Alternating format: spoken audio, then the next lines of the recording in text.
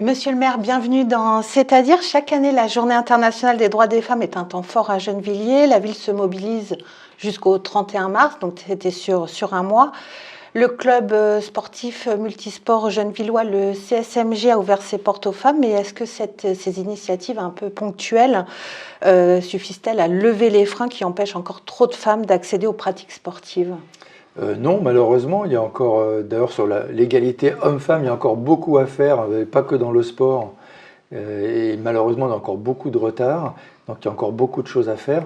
Sur le sport, il y a eu beaucoup de progrès à Gennevilliers dans les clubs, sur l'accueil de femmes. Le rugby a repris une activité féminine importante, et le basket, enfin plein de clubs développent cela de meilleure façon que ce que cela pouvait se faire auparavant, mais on a des progrès encore à faire.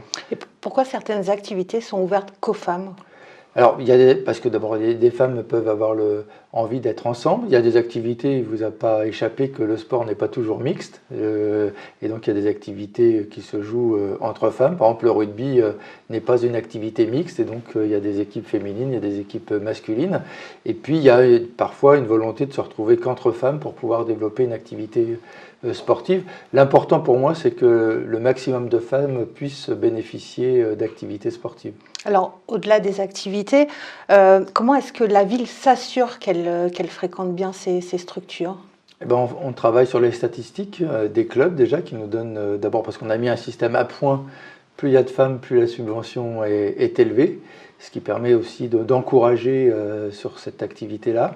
Et puis on a nos gardiens de gymnase, on a nos responsables sportifs qui regardent un peu comment ça s'organise et comment ça se passe. Alors il y a eu aussi des tables rondes, des espaces de discussion, des ateliers d'affirmation de soi, des initiatives nécessaires, mais comment garantir qu'elles débouchent sur des actions réelles ? Des garanties, on n'en a pas comme ça, en claquant des doigts. Bon, par exemple, ce qu'a fait la GRS le week-end, où il y a eu une démonstration sportive pour que les jeunes filles puissent découvrir cette activité, mais ça a été suivi par un débat. Et je trouvais ça bien qu'il n'y ait pas que l'activité sportive, mais qu'il y ait aussi le débat sur les conditions de l'égalité homme-femme. Et donc on regardera au fur et à mesure, donc ça ne se joue pas sur ce mois-là, ça se jouera toute l'année, sur notre capacité à faire évoluer des mentalités, le travail qu'on fait en direction des scolaires, en direction des femmes monoparentales.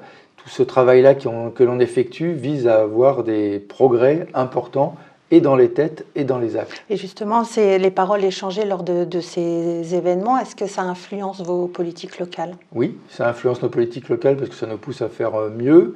Ça influence nos politiques locales parce qu'on peut repérer les dysfonctionnements. Par exemple, je vous en ai parlé la semaine dernière, on a vu que c'était les violences sexuelles et les violences contre les femmes qui progressaient dans notre ville comme dans le pays, et qu'il y a certainement là un progrès, non pas la progression des violences, mais le fait qu'il y ait plus de refus et donc plus de plaintes déposées.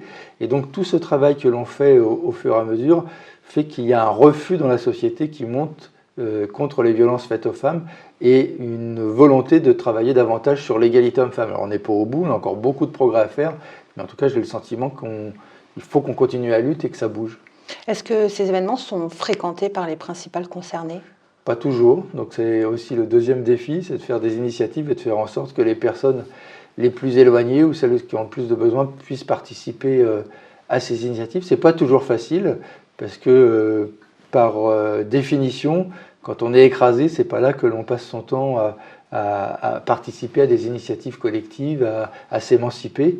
Et donc il y a tout un travail à faire pour que les femmes qui sont écrasées par soit des hommes, soit par l'ensemble des tâches qui leur sont assignées par la société, puissent s'en libérer pour pouvoir participer. Le bus Santé Femmes reviendra le 8 avril prochain sur le parvis de la mairie. À quoi sert-il et pourquoi est-ce important de solliciter les femmes par ce biais-là ? C'est une belle initiative parce qu'on va vers les gens, justement.